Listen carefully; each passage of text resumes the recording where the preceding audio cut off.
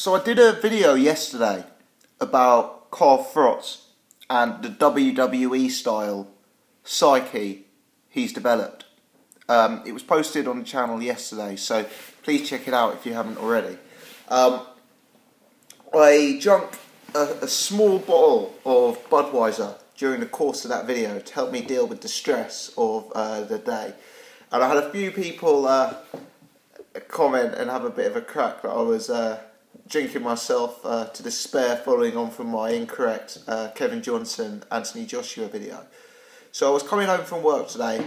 I knew I was going to make a video on this subject, and I managed to track down one of these, which is basically 2 bottles in one, which is going to make this video a hell of a lot more fun for me, potentially not for you, because there might be several short pauses when I stop to drink. But apart from that, the purpose of this video is to talk about Chris Eubank Sr. and Jr. More specifically, the unwavering and unintelligible delusion that Chris Eubank Sr. seems to have about his son Eubank Jr.'s capability. I'm going to set the scene first.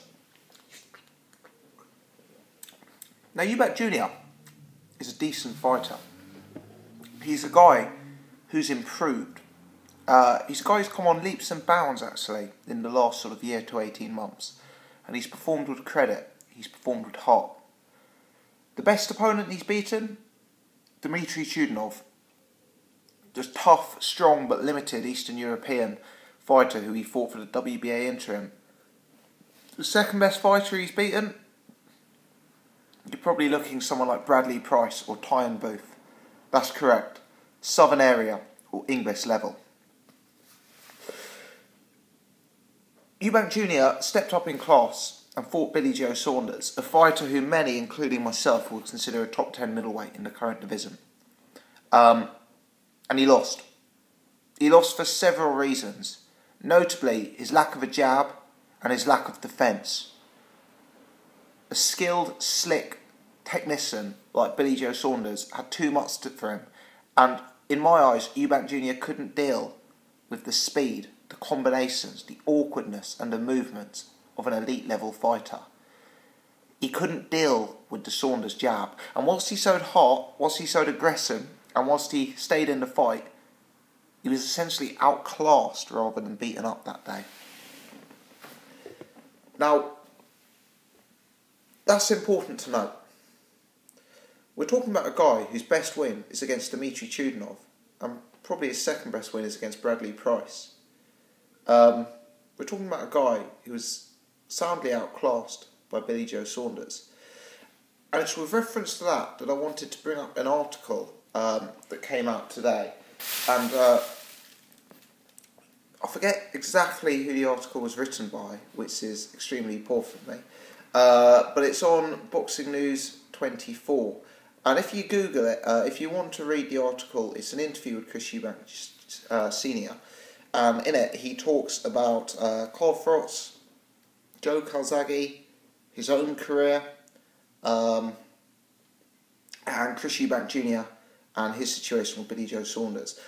The guy who wrote it, his name was Sam. I forget the guy's surname, but if you Google something like Eubank, Froch, Sam, boxing, and search by last 24 hours, you'll definitely find it. Anyway, so amongst other things in this article, Chris Eubank Sr.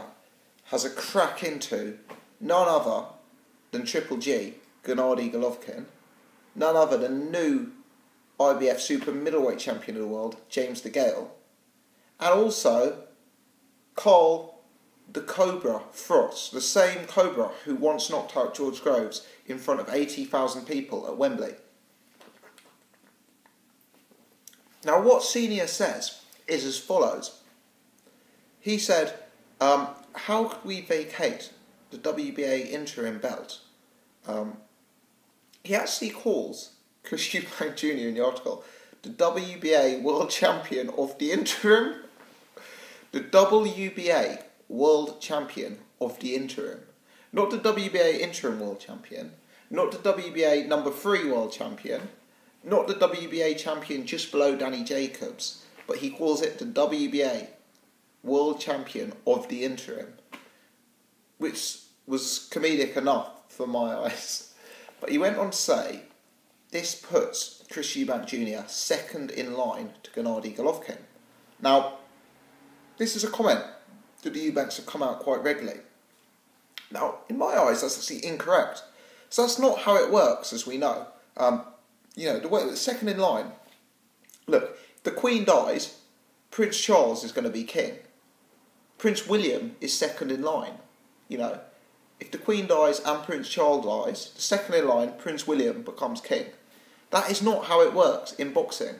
Golovkin does not have to fight Daniel Jacobs in his next fight.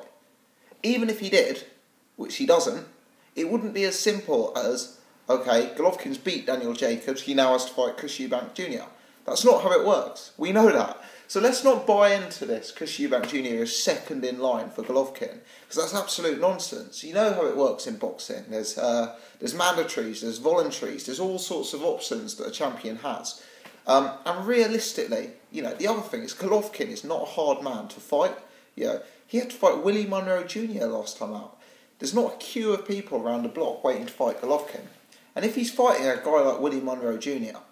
with basically no name, I'm sure that if a fighter like Chris Eubank Jr., who's somewhat of a celebrity, actually wanted to make that fight, GGG would fight him on a voluntary. So this second in line to fight Golovkin is nonsense. Firstly, the fight is there for him whenever he wants it, I should imagine. Secondly, he's not second in line. He's probably quite a long way off from being, mandatory. It doesn't actually work like that.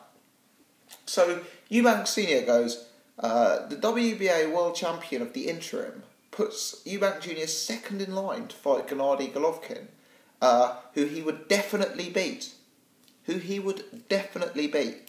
Now, long-time viewers will know that I'm not completely sold on Gennady Golovkin. Long-time viewers will also know that I think the way to beat Golovkin may be to come forward and to put him on his back foot, and to be someone who isn't scared of his power and brings the fight to Golovkin. In other words, stylistically, I wouldn't rule Chris Eubank Jr. out of that fight.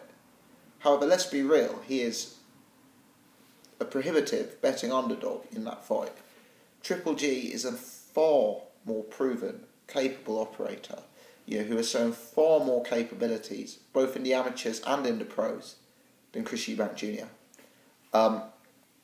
And to say that Chris Eubank Jr. would definitely beat Triple G,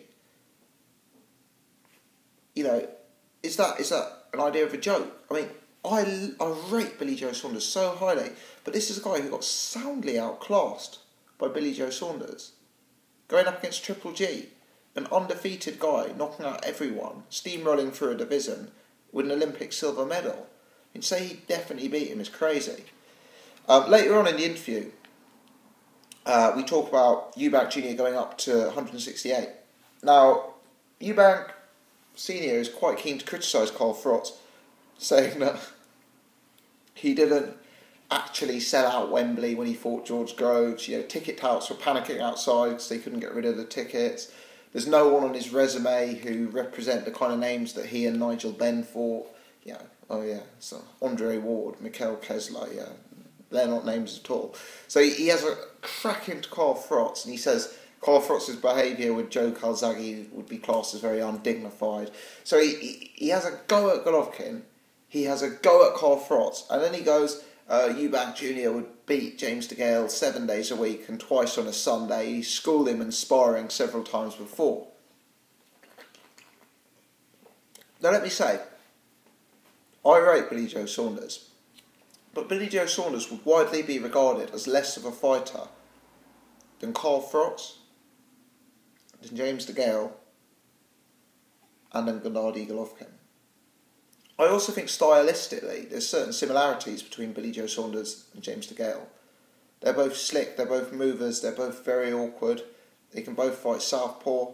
I think that James DeGale would be able to cause the same difficulties to Chris Eubank Jr. that Billy Joe Saunders did in many ways. But anyway, that's by the by. The only other interesting thing Eubank Sr. says is he thinks that in time Chris Jr. will fill out to light heavyweight. And I thought that was interesting, possibly something that I could see happening.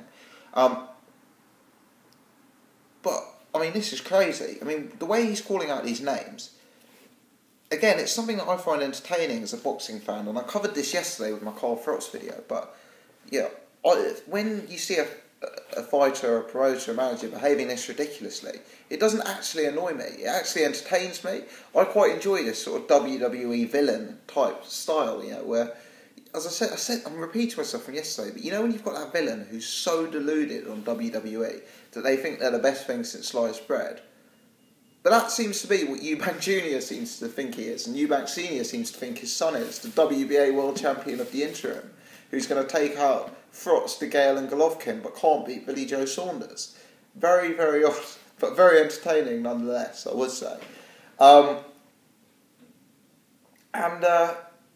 Yeah, the delusion is I've never seen delusion like this. I've never seen it. And the only thing that occurred to me is Chris Eubank Jr. potentially in a difficult spot finding a fight? Because it's an awkward spot for him, because if he's not fighting Billy Joe Saunders, who's the money, who is he going to fight?